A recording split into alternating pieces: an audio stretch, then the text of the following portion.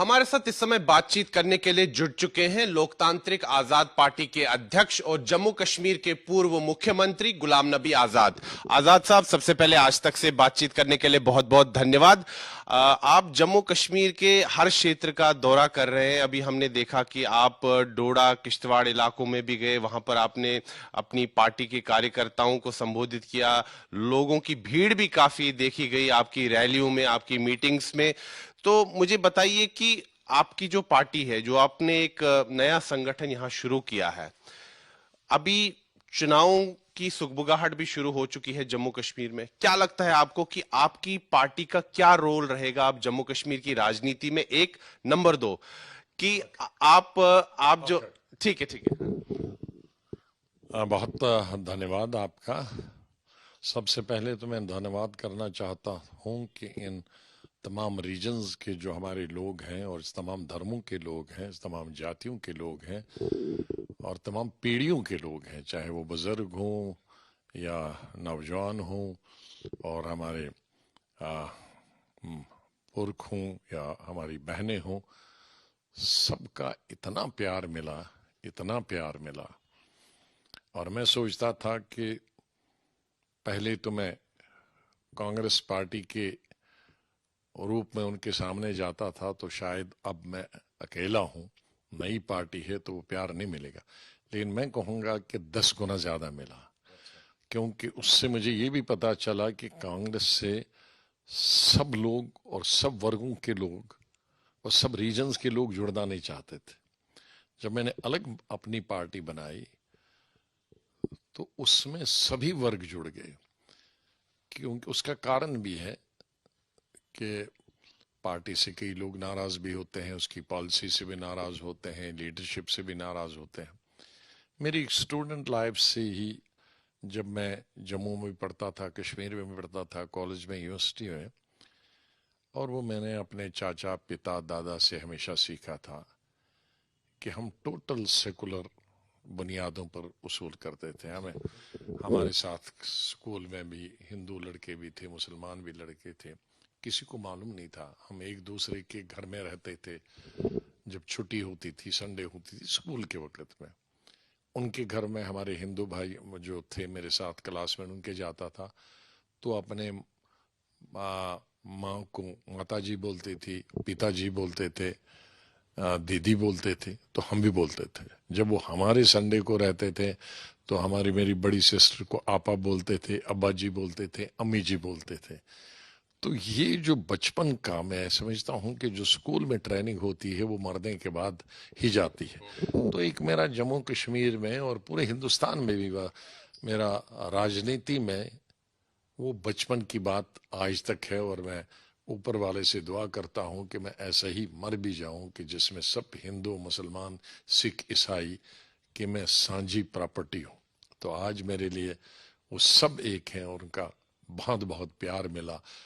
इस चैनल के द्वारा मैं जम्मू कश्मीर के सभी धर्मों, सभी वर्गों, सभी इलाकों, चाहे वो जम्मू सेंटर हो, वो हमारा चिनाब वैली हो, या पीर पंचाल हो, साउथ कश्मीर हो, नॉर्थ कश्मीर हो, सेंटर कश्मीर हो, लद्दाख इसका हिस्सा नहीं है, लेकिन लद्दाख भी, वो करगिल डिस्ट्रिक्ट हो या लेह डिस्ट्रिक्ट हो, उनका हमेशा बहुत प्यार मिला। उनका मैं बहुत आभार प्रकट करता हूँ। प्रोग्राम बहुत अच्छे हो रहे हैं। जो भी प्रोग्राम मैंने जिस इलाके में अभी पिछले 3 महीने से किया, बहुत ही अच्छे प्रोग्राम हुए, बहुत अच्छे स्वागत हुए। लोगों की आशाएं, आकांक्षाएं बहुत हैं और उनकी आशाओं को देखते ही मैं सब कुछ छोड़ के आ गया, हिंदुस्तान की पूरी राजनीति छोड़ के आया। क्योंकि मैंने देखा कि गुज़श्ता चंद सालों से जो हम आगे के बजाय पीछे जा रहे हैं, उसके कई वजूहात हैं। हमारी हिस्टोरिकल वजूहात हैं, हमारे सियासी वजूहात हैं। हम एक बॉर्डर स्टेट है जहाँ एक तरफ से हमारे सर पे पाकिस्तान बैठा है, दूसरी तरफ से हमारे सर पे चाइना बैठा है। वो एक अलग प्रॉब्लम्स है। हमारे डेवलपमेंट की अलग प्रॉब्लम है, क्योंकि हम हिंदुस्तान के अपने मुल्क के कॉर्नर स्टेट है। तो यहाँ वही आएगा, या टूरिस्ट के लिए या टूरिज्म के लिए आएगा, या यहाँ माता जी के माता जी के दर्शन करने आएगा या अमरनाथ यात्रा के लिए आएगा, और कश्मीर में वो टूरिज्म के लिए आएगा। और इन तमाम चीज़ों के लिए, चाहे वो पिलग्रम टूरिज्म हो या लेजर टूरिज्म हो, इन दोनों के लिए शांति होना जरूरी है।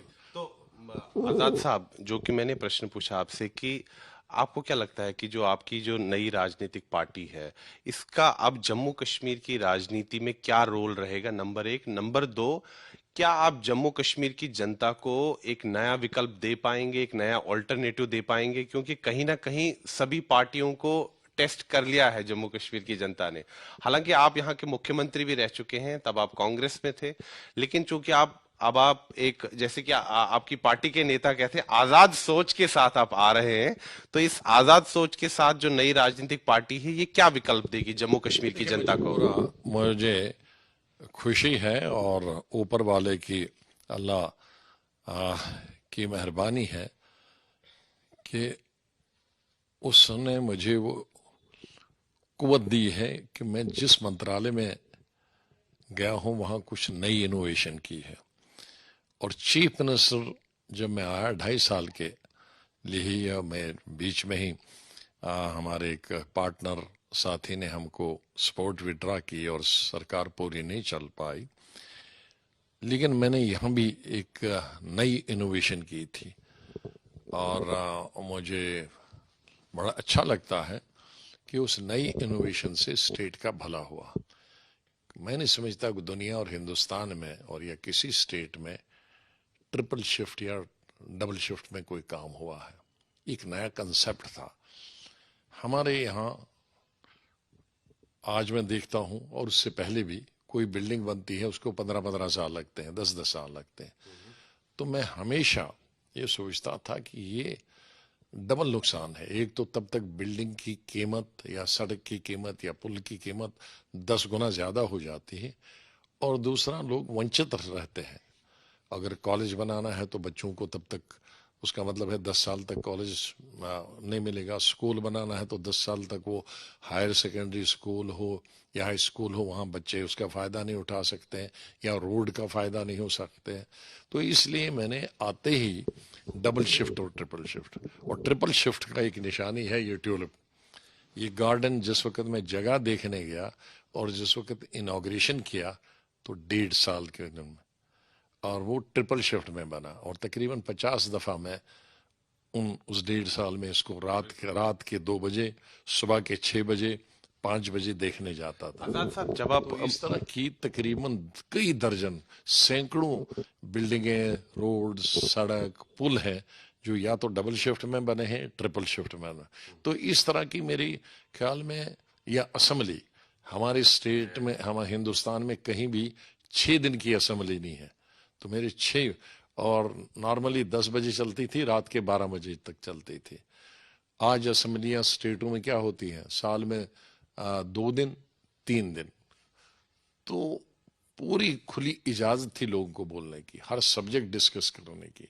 मेरी शायद हिंदुस्तान में रिकॉर्ड होगा कि असेंबली में अपनी परफॉर्मेंस पर जब बोल रहा था राष्ट्रपति के अभिभाषण पर, तो विधानसभा में 4 घंटे की तकरीर की, और उसके सिर्फ 1.5 मिनट में, क्योंकि एक हाउस से दूसरे हाउस में जाना 3.5 घंटे की। तो 7.5 घंटे मैं अपनी सिर्फ परफॉर्मेंस ही बोल पाया। आजाद साहब, जब आप मुख्यमंत्री थे, मतलब अभी अगर जब विश्लेषण करते हैं आपके कार्यकाल का, कई जो राजनीतिक पंडित हैं, जो राजनीतिक विश्लेषक हैं, मतलब ये बात सभी मानते हैं कि जब आप मुख्यमंत्री थे तब तीनों रीजन्स को, जम्मू, कश्मीर और लद्दाख को बराबर की नजर से देखा गया, और तब तीनों में विकास भी हुआ, बराबर का विकास हुआ। लेकिन क्या अब, मतलब ऐसा फिर से हो पाएगा? मतलब क्या आप तैयार हैं जम्मू कश्मीर की बागडोर संभालने के लिए? अगर लोगों का मैंडेट आपको मिलता है, क्या आप मुख्यमंत्री बनना चाहेंगे? देखो, मैंने एक बात शुरू में कही कि मैं सब कुछ छोड़ के आया, कि ये देख के कई चीजें मैंने देखी कि मैंने जो छोड़ी है, क्योंकि बीच में विड्रॉ सपोर्ट हुई, 90% बनी है 2.5 साल में या 1 साल में। अभी 15 साल में वो 10% नहीं बनी है। बिल्डिंगें भी ऐसी मैंने कल मैं एक सड़क पब्लिक मीटिंग में एड्रेस कर रहा तो सामने एक सड़क नजर आ रही थी, तो मैंने कहा वो अपनी जगह टूरिस्ट प्लेस है डोडा में, लाल द्रमन बहुत है, मैं वहां गोल्फ कोर्स और टूरिस्ट हट्स बनाना चाहता था क्योंकि डोडा शहर में बहुत गर्मी होती है और वो उसके टॉप पर है, तकरीबन 8,000 की बुलंदी पर, बहुत मीडो है। मैंने एक साल में वो तकरीबन 23.5 किलोमीटर एक साल में बनाई थी और 1.5 किलोमीटर बचा था, वो 1.5 किलोमीटर अभी 15 साल से नहीं बना। तो ये जब चीजें मैं आता था बीच में देखता था तो मुझे बहुत अफसोस होता था कि कब इन लोगों को फायदा हो। यही छोड़कर मैंने कहा कि अब जो हमारी लास्ट इनिंग है देश की बहुत सेवा की, अल्टीमेटली अपने घर की सेवा करें। बहुत गरीब गुर्बत में है, हमारी बेकारी है, बेरोजगारी है। बेरोजगारी इस हद तक है कि लोग अब अपना गम भुलाने के लिए ड्रग्स ले रहे हैं। आज हमारी तबाही और बर्बादी की तरफ हमारे नौजवान जा रहे हैं, उनको उस ड्रग्स से बचाना है। हमारे एम्प्लॉयमेंट की नौकरी में तो बहुत कम लोग जाते हैं, लेकिन हमारे टूरिज्म के ये जो हमारे टूरिज्म के जरिए एम्प्लॉयमेंट जनरेट करने के बहुत, अब ये टूरिस्ट, ये मैंने जब ट्यूलिप गार्डन बनाना शुरू किया था कहा कौन आएगा, अब 3-4 लाख लोग आते हैं। और हमारे कश्मीर में टूरिज्म शुरू हो जाता था मई के महीने में, अब मार्च के महीने में एडवांस 3 महीने हो गया। इसी तरह से मेरे ख्याल में जम्मू और कश्मीर, जम्मू में भी मैंने आइडेंटिफाई करके तभी अगर मैं कंटिन्यू होता तो किया होता और आज ये 40-50 लाख लोगों को एम्प्लॉयमेंट मिल गई होती, शायद इतने बच्चे भी नहीं होते। कि मैंने कोई आइडेंटिफाई किए हैं इसी तरह के मीडोज तकरीबन 300 के करीब, जिनमें 100 के करीब 200 के करीब जम्मू में होंगे और 100 के करीब कश्मीर। वहां करोड़ों टूरिस्ट जा सकते हैं और लाखों लोगों के लिए एम्प्लॉयमेंट जनरेट हो सकती। लेकिन किसी को तो विजन होना चाहिए, उसमें इंटरेस्ट होना चाहिए, एप्टीट्यूड होना चाहिए, दिलचस्पी होनी चाहिए। क्योंकि मुझे टूरिज्म से, गार्डनिंग से मेरा पैशन है। आज भी मेरा जो घर बंगला है सरकारी, पिछले 20-25 से मैं नंबर 1 आता हूं दिल्ली में। सिर्फ लॉन में कितने फूल लगते हैं, 35 किस्म के फूल लगते हैं और कोई दिल्ली वाला मुझे कंपटीशन नहीं दे सकता। बिल्कुल, आपके दिल्ली के बंगले की तो चर्चा काफी रहती है गार्डनिंग के कारण, और जो वहां फूल आपने लगवाए। हाँ, क्योंकि सब एमपीज आते हैं, स्पीकर आता है, डिप्टी स्पीकर आते हैं, बाकी डिप्टी चेयरमैन आते हैं, कई मंत्री आते हैं देखने के लिए और फैमिली के साथ आते हैं। जैसे यहाँ मुगल गार्डन जाते हैं, हालांकि बहुत लान कितना होता है, लेकिन उस लान में भी तो हमारे, मैंने एक जम्मू में भी इसी तरह का गार्डन बनाया था। यहाँ तो ट्यूलिप लग नहीं सकते, लेकिन मैं चला गया उसके बाद तो उसमें अब घास ही घास है। तो आजाद साहब, तो हम क्या ये समझे कि आप यहाँ पर मुख्यमंत्री बनना चाहते हैं और बागडोर संभालना चाहते हैं, क्योंकि जब आप मुख्यमंत्री बनेंगे तभी विकास होगा। मुख्यमंत्री बनाना तो लोगों के हाथ में है, वो लोग बनाते हैं, मैं नहीं बना सकता। उनके साथ बहुत सारी पार्टियां। मैं हमेशा एक चीज करता हूं, मैं कोई ऐसा स्लोगन नहीं देता हूं, मैं मजहबी स्लोगन के बहुत खिलाफ, कोई वो जम्मू प्रांत का हो, कश्मीर का हो, कहीं भी। और मैं ऐसी चीज के भी खिलाफ हूं जो हो नहीं सकती। आपका इशारा 370 की तरफ। नहीं, मैं 370 की तो बहुत, मैं सबसे ज्यादा तो 370 पर मैं ही बोला पार्लियामेंट में, और कोई नहीं बोला। लेकिन उसके मैंने ये नहीं बोला कि होना नहीं चाहिए, मैंने कहा कि ये चीजें तरीके हो सकते हैं, उतने कितने नंबर होना चाहिए, कितने एमपीज होना चाहिए। लेकिन मैं ये कहूंगा कि मैं एमपी के बगैर, एमएलएज के, एमपीज के बगैर ही दिलाऊंगा, वो हो नहीं हो सकता। मैं कोई ऐसी बात नहीं कहूंगा जिससे पॉलिटिकल एक्सप्लॉइटेशन हो। तो आजाद साहब, मैं एक चीज उसी पर दोहराऊंगा, तो आप जम्मू कश्मीर की बागडोर संभालना चाहते हैं या नहीं? मैं वही कहूंगा जो मैंने किया। मैं ट्रिपल शिफ्ट कर सकता हूं, मैं बिल्डिंग बजाय 15 साल के 1 साल में बनवा सकता हूं, मैं टूरिज्म के नए एवेन्यूज खोल सकता हूं जहां 10 गुना 20 गुना एम्प्लॉयमेंट जनरेट हो सकती है। जहां मैं ऐसे काम, सड़कों का जाल बना सकता हूं। आज मैं चिनाब वैली गया, 80% मजदूर बाकी स्टेटों में जा रहा है। मैंने कहा क्यों? मेरे वक्त में तो बाहर की स्टेटों से में लोग आते थे। कहा किसी सड़क पे काम ही नहीं हो रहा, किसी बिल्डिंग पे काम ही नहीं हो रहा, किसी स्कूल पे कोई अस्पताल पे काम ही नहीं हो रहा। दो चार बड़े प्रोजेक्ट हो रहे होंगे तो वो वहां के भी प्रोजेक्टों में भी, बड़े प्रोजेक्टों में बाहर 90% वो लोग बाहर टेक्निकली लाते हैं, ठेकेदार भी बाहर से ही आते हैं, बड़े बड़े टेंडर, और वो अपने लोग भी वहीं से आते हैं। लेकिन हमारे कहाँ जाए? इसलिए वो तमाम चीजें अगर खोली जाएं तो कम से कम हमारी मजदूरों को बाहर नहीं जाना पड़ेगा। सवाल हमारे दो किस्म की अनएम्प्लॉयमेंट है, educated unemployment and skill employment, unskill unemployment.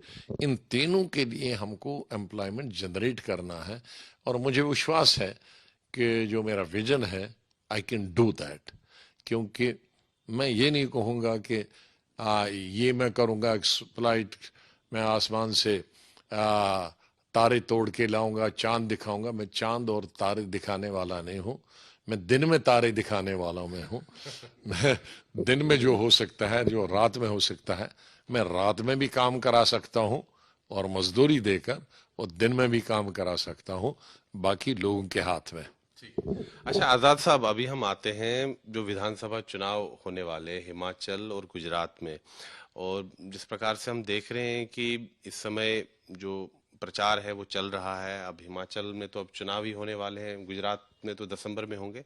अभी हाल ही में आपका एक बयान आया कि आपने कहा कि वहां पर गुजरात में और हिमाचल में कांग्रेस ही एक मजबूत ऑपोजिशन पार्टी है और उन्हीं को जीतना चाहिए।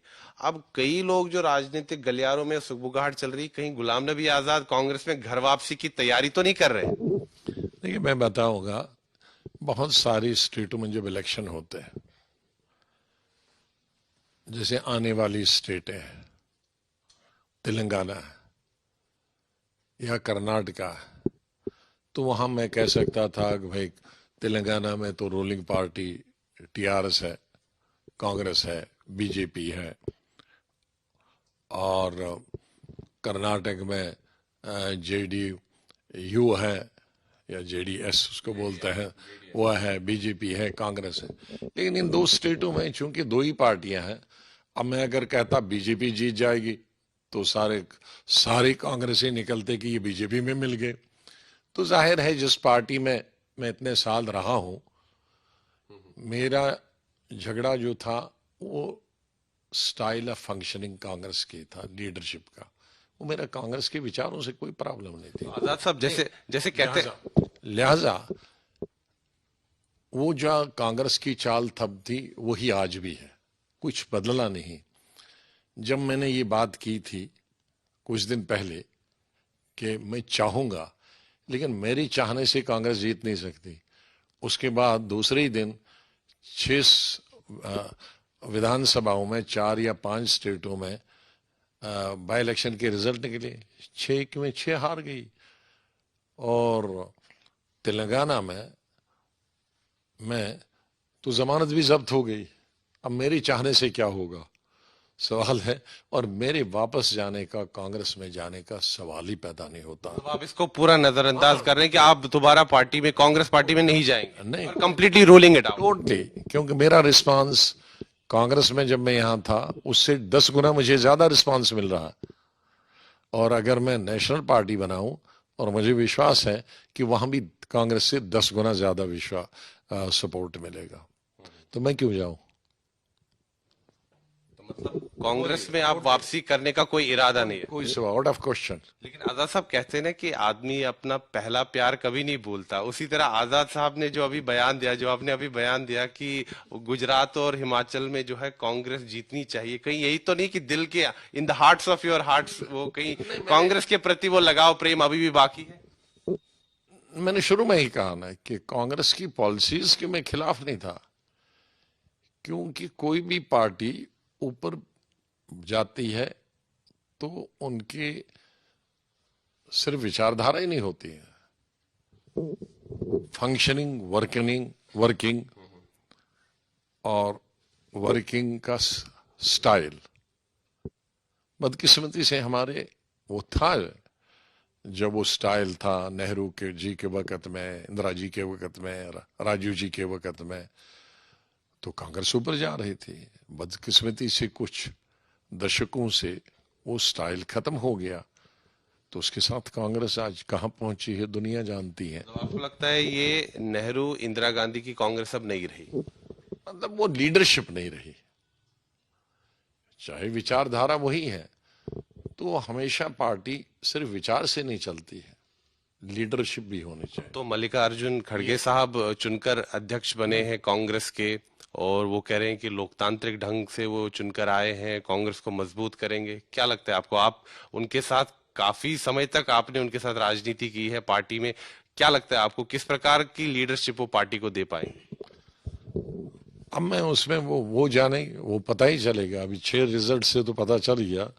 आने वाले लोकसभा इलेक्शन से पहले 12 स्टेटों के इलेक्शन है, 12 स्टेटों, वहीं से पता चलेगा कि इतनी लीडरशिप देंगे। तो अभी जो गुजरात और हिमाचल में जो चुनाव नहीं खा मैं चूंकि आप आजाद साहब मैंने बताया 12 स्टेटों के इलेक्शन होने वाले हैं इस 1.5 साल में। 1.5 साल में नहीं, 1 साल में। आज नवंबर चला ना, नवंबर टू नवंबर 12 स्टेटों के इलेक्शन हो रहे हैं, और इसमें पूरा north, centre, south, west, east and north east, total मिलाकर 12 स्टेटों के इलेक्शन अगले नवंबर तक 12 महीनों में 12 इलेक्शन होने वाले हैं। तो इससे पता चलेगा दूध का दूध, पानी का पानी। हाँ, हम तो न्यूट्रल हैं। हम आपका राजनीति में हम न कांग्रेसी हैं, हम न भाजपा, हम आजाद हैं। हमने इसलिए पार्टी का नाम आजाद, हमारी सोच भी आजाद है, हमारे लिए हमारी विचारधारा भी आजाद है, और हम किसी भी बंधन में नहीं। ठीक है। तो आजाद साहब, आपका राजनीति में इतना अनुभव रहा है, केंद्र में भी, यहाँ जम्मू कश्मीर में भी, तो अभी जो विधानसभा के चुनाव होने जा रहे हैं हिमाचल में भी और गुजरात में भी, आपका क्या प्रेडिक्शन है, अनुमान क्या है? कोई प्रेडिक्शन नहीं है मेरा, कोई प्रेडिक्शन। में प्रेडिक्शन होता तो मैं एस्ट्रोलॉजी होता, मैं पॉलिटिक्स में क्या होता। पॉलिटिक्स में उतार चढ़ाव होते हैं, और जो काम कर रहे, अभी सर्वाइवल ऑफ द फिटेस्ट है। जो काम करेगा, जमीन पे काम करेगा, और जमीन पे वही जीतेगा, और लोगों के साथ संपर्क रखेगा, कांटेक्ट करेगा। भारत जोड़ो यात्रा तो संपर्क कर रहे हैं राहुल गांधी जी, लोगों की जनता, मतलब देश की जनता से अलग अलग राज्यों में जा रहे हैं, वो संपर्क स्थापित कर रहे हैं, संवाद कर रहे हैं, और कांग्रेस कह रही है कि उनको बहुत अच्छा रेस्पॉन्स भी मिल रहा है लोगों की तरफ से, और कहीं ना कहीं कांग्रेस पुनर्जीवित होगी इस भारत जोड़ो यात्रा से। बहुत अच्छा, वो यात्रा कर रहे हैं, हम भी गांव गांव जा रहे हैं। कल मेरी एक मीटिंग थी 9000 फुट की बुलंदी पर, जिसमें गाड़ी से भी गए और पैदल भी गया। और हम गांव का संपर्क कर रहे हैं, वो शहरों का कर रहे हैं। बहुत अच्छी बात, मुबारक हो उनको। आपको लगता है कि कुछ कांग्रेस को सफलता मिलेगी इससे? बहुत अच्छी बात है ना, मैंने कहा ना, दूर क्यों जाते हैं। सिर्फ हर 2 महीने के बाद 3-3, 4-4 इलेक्शन होने वाले हैं, तो इसका हम परिणाम देखेंगे कि अगले नवंबर तक कितनी सीटें कांग्रेस जीतती है 12 में से। मतलब जैसे कि कश्मीरी में एक कहावत है कि दुबसुन छलुनेर इज दो नोन, आप यही मानते हैं? हाँ, जैसे आपने कहा ना कि धोबी कितने अच्छे कपड़े धोता है, वो ईद के दिन पता चलेगा कि वो चमकते हैं कि पहले वाले थे वो भी कट गए उसने को डंडा मारकर। ये अगले नवंबर तक मालूम पड़ेगा। और मैं सभी पॉलिटिकल पार्टी जितने, आई विश देम वेल। मैं किसी पॉलिटिकल पार्टी के न खिलाफ बोलता हूँ, न लीडरशिप के खिलाफ बोलता हूँ। मेरे जहन में कभी नहीं था, और मैंने पार्लियामेंट में कह चुका हूँ और कई इंटरव्यूज में कह चुका हूँ। मेरी जिंदगी में यूथ कांग्रेस से लेकर आज तक तकरीबन मेरी 1 लाख से ज्यादा भाषण हुए हैं अलग अलग कैंपेन्स में, चाहे वो कॉरपोरेशन का हो, जिला परिषद का हो, विधानसभाओं का हो, पार्लियामेंट का। मैंने कभी भी अपोजिशन कौन कैंडिडेट है वहां, चाहे असेंबली में या पार्लियामेंट में, या मैंने जब लड़ा है मेरे खिलाफ कौन है, मैंने उसका नाम भी नहीं पूछा, उसका नाम भी नहीं लिया पब्लिक मीटिंग में। तो इसलिए कोई एक्सपेक्ट करेगा कि मैं उसको गालियां दूं, हाँ, जो कांग्रेस पार्टी लीडरशिप भी मुझसे एक्सपेक्ट करती थी कि मैं अपने अपोनेंट को गालियां दूं, वो मेरे जहन में, मैंने इंदिरा गांधी के वक्त में, राजीव गांधी के वक्त में किसी को गाली नहीं दी, तो आप क्यों गाली दूं? मैं किसी भी मैंने डट के एज लीडर अपोजिशन बीजेपी का विरोध किया, लेकिन गाली नहीं दी। मतलब आप व्यक्तिगत टीका टिप्पणी नहीं करते? मैं व्यक्तिगत नहीं करता हूँ, क्योंकि हमारी व्यक्तिगत लड़ाई किसी के साथ ही नहीं है। मतलब नीतियों पर आप प्रहार करते हैं, व्यक्ति पर नहीं। फंक्शन करता हूँ, गवर्नमेंट की फंक्शनिंग का करता हूँ, ये नहीं करता। जैसे मैंने कहा भाई ये सड़क नहीं बनी, चाहे वो मुझसे आज की रूलिंग गवर्नमेंट हो, 15 साल में तो कई गवर्नमेंट आई, 15 साल में तो हमारी मिलीजुली सरकार भी रही, हाँ 6 साल तो मैं खाली बीजेपी में, उसमें मेरे मंत्री भी थे, तो मैं उनको भी कहता हूं उनको क्यों नहीं करना चाहिए था। जब मैं उसका मतलब है कि मेरा जो स्टाइल ऑफ फंक्शनिंग है उस पर वो नहीं चले, मेरे बाद भी चलना चाहे था। हाँ, तो I am not saying only one, तो मैं किसी का नाम नहीं लूंगा, करूँ मैं कहूंगा कि ये चीज हो सकती थी। हाँ, चाहे एक रीजनल पार्टी हो, नेशनल पार्टी हो, मेरी ही पार्टी हो, बट क्यों नहीं किया। मैं एम्स की बात करता हूं, मैंने 6 एम्स बनाए, डबल शिफ्ट में बनाए, 2.5 साल में बन गए। मैं आज एम्स क्यों नहीं बन रहे हैं 2.5 साल में? बनने ही चाहे, जब मैं बना सकता हूं, चाहे वो मध्य प्रदेश का बनाया, बिहार का बनाया, चाहे उत्तराखंड का बनाया, राजस्थान का बनाया, मैंने ही फाउंडेशन डाला, मैंने ही इनॉग्रेशन किया। 2 का इनॉग्रेशन नहीं कर पाया क्योंकि जिस दिन करना था उसी दिन इलेक्शन डेट अनाउंस करके उसी दिन इलेक्शन अनाउंस हुआ। तो ये मैं कोई भी, अब वो वहां स्टेट किसी की भी हो सकती है, वो कांग्रेस गवर्नमेंट में वहां लोकल गवर्नमेंट हो सकती है, या बीजेपी की हो सकती है, या किसी और गवर्नमेंट की है, तो दे शुड डू। तो मेरा व्यक्तिगत किसी लीडर से, किसी पार्टी से कोई गिला नहीं है। मेरा हमेशा गिला रहा है, चाहे कोई मेरी अपनी पार्टी हो, या मैं टॉर्टाइज की स्पीच से नहीं चलता हूं।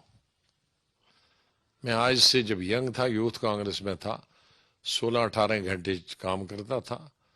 मैं सीएम था, 18 घंटे काम करता था, एंड टच वुड ऊपर की मेहरबानी आज भी 18 घंटे काम करता हूं।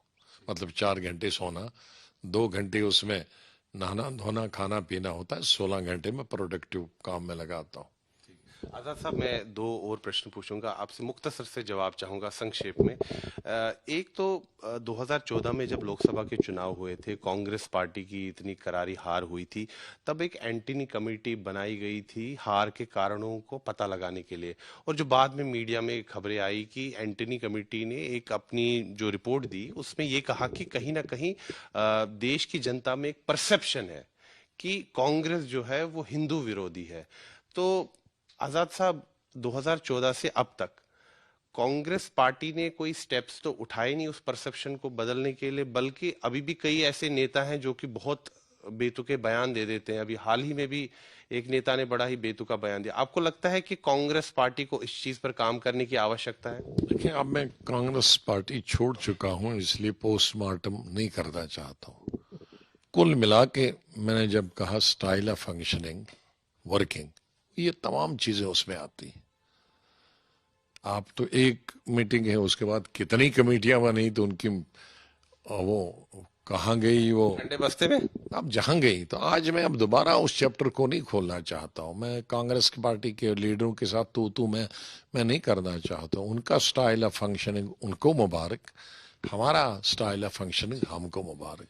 आजाद साहब, यहाँ जम्मू कश्मीर में इस समय एक बहुत ही गंभीर विषय है। जिस प्रकार से कश्मीर घाटी में टारगेटेड किलिंग्स का सिलसिला चल रहा है, और खास तौर पर जो अल्पसंख्यक समुदाय के लोग हैं, जिसमें कश्मीरी पंडित समुदाय के लोग हैं, डोगरा हिंदू समुदाय के लोग हैं, और साथ ही में जो दूसरे राज्यों से वहां पर काम करते हैं, मजदूर हैं या दूसरे प्रोफेशंस में, उनकी हत्याएं हुई है। और अभी हाल ही में हमने देखा कि सैकड़ों की संख्या में वहां से लोग पलायन करके आए हैं। और खास तौर पर जो कश्मीरी पंडित समुदाय के जो पीएम पैकेज के जो सरकारी कर्मचारी हैं, और जो डोगरा हिंदू समुदाय के रिजर्व कैटेगरीज के एम्प्लॉयज हैं, वो यहाँ पर अभी इतने दिनों से, इतने महीनों से प्रदर्शन कर रहे हैं, और उनकी मांग है कि उनका यहाँ पर रिलोकेशन होना चाहिए, तबादला होना चाहिए। इस पर आप क्या कहेंगे? क्योंकि उसमें मेरा भी कुछ रोल है। चीफ मिनिस्टर मनमोहन सिंह जी, ये प्राइम मिनिस्टर मनमोहन सिंह और मैं चीफ मिनिस्टर, तो मेरे वक्त में ही वो 6,000 लोग सैंक्शन हुए थे। 3,000 तो मेरे वक्त में ही लग गए थे, क्योंकि आते नहीं थे बहुत सारे लोग, या तो ओवर एज हो गए थे बाहर, और कुछ जो एज जिनकी थी भी वो डरते थे, तो मुश्किल से, और फिर आहिस्ता आहिस्ता वो थोड़े थोड़े, क्योंकि अनलैप्सेबल था, वो लैप्स नहीं हो रहा था, तो आहिस्ता आहिस्ता वो बहुत सारे हो गए। लेकिन उस वक्त दूसरी कारण से हमने वो स्कीम बनाई थी कि कश्मीरी पंडितों को मिले, ताकि वो कश्मीर से वहीं रहे, ताकि बिल्कुल कश्मीर पंडित मुक्त न हो जाए। तो एक इंसेंटिव था। इंसेंटिव सब ये भी बनाया गया था कि अब उनकी जो उससे पहले जल्दी में गवर्नर रोल में या अर्ली 90s में जब बहुत मिलिटेंसी थी, सब हिंदू मुसलमान भाग गए थे, लीडर्स कम से कम सब पार्टीज के भाग गए थे, और पंडित हमारे भाग गए थे, और कुछ बहुत सारे मुस्लिम्स भी जो नेशनलिस्ट डिक्लेयर नेशनलिस्ट थे, ओपन थे, बहुत सारे नेशनलिस्ट थे, लेकिन बेचारे, उनको गरीब है, उनको क्या मालूम है, लेकिन जिनके बारे में जो पोजीशंस में थे, अच्छी पोजीशन, वो मुसलमान भी भाग गए, और कश्मीरी पंडित तो मेजोरिटी भाग गए। तो वो कश्मीरी पंडित शायद इसी बहाने आए, और इसलिए उनके रहने के लिए क्वार्टर्स भी बने। हमारे वक्त में बहुत सारे क्वार्टर्स बने और उनको बसाया गया, ताकि यह कश्मीरी पंडित वापस आए। लेकिन अब लल बीच में रहा, किसी ने टारगेटेड किलिंग नहीं की, लेकिन ये अभी 2-3 साल से ये टारगेटेड किलिंग शुरू हो गया। तो ये कोई हिंदुस्तान का कॉन्स्टिट्यूशन नहीं है, और कभी कभी तो हमने, कभी क्या, 150 से ज्यादा दफा हमने हिंदुस्तान का कॉन्स्टिट्यूशन की परिस्थितियों को देखते हुए, हालात को देखते हुए अमेंड होगा। ये तो कोई कॉन्स्टिट्यूशन, ये तो एक डिसीजन है, और ये भी एग्जीक्यूटिव डिसीजन है, कोई पार्लियामेंट में पास नहीं किया, एग्जीक्यूटिव डिसीजन। इसको तो रिवर्स कर सकते हूँ। तो सोचता हूं कि तुरंत जितने 3,000 है, 4,000 है, 5,000 है, 6,000 है, वहां के एम्प्लॉयज जो आना चाहते हैं, जो रहना चाहते हैं, उनको सुरक्षा दी जाए, उनको सुरक्षा दी जाए, और जो आना चाहते हैं उनको यहाँ आने दें। उनका मतलब यहाँ तबादला कर दिया जाए, वो तबादला किया जाए। उसमें कौन सी, स्टेट तो एक ही, कोई 2 स्टेट तो नहीं है। उनकी जान ज्यादा जरूरी है। हम बजाय एम्प्लॉयमेंट देने के लिए पूरे घर को तो नहीं बर्बाद कर सकते हैं। इस भय और डर की वजह से डबल नुकसान हो रहा है। एक तो वो जा नहीं पा रहे हैं, और जहां वो टीचर है वो स्टूडेंट को तालीम नहीं दे सकते हैं। ये भी हकीकत है कि हमारे कश्मीरी पंडित बहुत एजुकेटेड थे, and they were the best administrators and best teachers. हम लोगों को सब कश्मीरी एसपी कॉलेज में, टीचर यूनिवर्सिटी में हमारे कश्मीरी पंडित टीचर्स ने पढ़ा। आपके भी गुरु कश्मीरी पंडित ही ज्यादातर रहे। अब कश्मीरी में थे, और हमारे वक्त में तो मुस्लिम बहुत कम ऊंची जगहों में थे। कश्मीरी पंडित फैकल्टीज में तो बहुत ही थे। मैं ये कहूँगा कि मेरी फैकल्टी थे, उसमें मेजोरिटी कश्मीरी पंडितों की थी। जोलॉजी में, बॉटनी में, बॉटनी के हेड ऑफ डिपार्टमेंट भी थे, और फैकल्टी मेंबर्स भी। जोलॉजी में हमारे हेड ऑफ डिपार्टमेंट डॉक्टर दास तो बाहर के थे, लेकिन बाकी नंबर 2, 3 सभी कश्मीरी पंडित थे। तो दे वर वेरी कैपेबल टीचर्स। तो हम बच्चे उससे वंचित रहेंगे, लेकिन सवाल है जान प्यारी। तो मैं तो सोचता हूं कि उनको तो तुरंत जो जो आना चाहिए, उनकी जान बचानी चाहिए। ठीक है। तो अगर आप सत्ता में आए तो आप उनका तबादला यहाँ कर देंगे? उस तक क्यों इंतजार कर रहे हैं? ये तो एक इंसान को बचाने की जरूरत है। मैं गवर्नर साहब से अपील करता हूं, उनसे दरखास्त करता हूं कि ये कोई पत्थर की लकीर नहीं है, उनको तुरंत कर देना चाहिए। उसमें हमारा इंतजार या ए गवर्नमेंट या बी गवर्नमेंट का क्या इंतजार? मुझे क्रेडिट लेने की इसमें कोई जरूरत नहीं है, चाहे क्रेडिट गवर्नर साहब ही ले ले। ठीक है, हैं? मतलब आप चाहते हैं कि उनका तुरंत तबादला होना चाहिए? जान बचनी चाहिए। इसमें जान बचाने में कौन सी क्रेडिट, इसमें पॉलिटिकल क्रेडिट लेने की क्या जरूरत?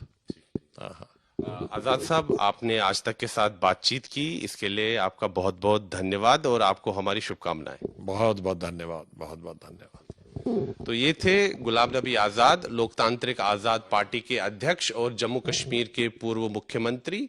और साफ तौर पर इन्होंने कहा कि ये कांग्रेस पार्टी में वापस नहीं जाएंगे। इन्होंने इस चीज को साफ किया है, क्योंकि अभी हाल ही में एक बयान आया था इनका, जिसके कारण कुछ राजनीतिक गलियारों में सुगबुगाहट थी कि हो सकता है भविष्य में गुलाम नबी आजाद वापस कांग्रेस में जाए, लेकिन उन्होंने इसको रूल आउट किया है, बोला कि कांग्रेस में अब कभी वापस नहीं जाएंगे।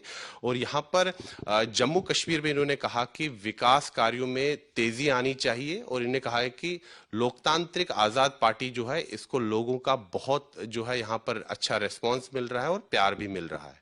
वीडियो जर्नलिस्ट नीरज कुमार के साथ मैं सुनील भट्ट, जम्मू आज तक।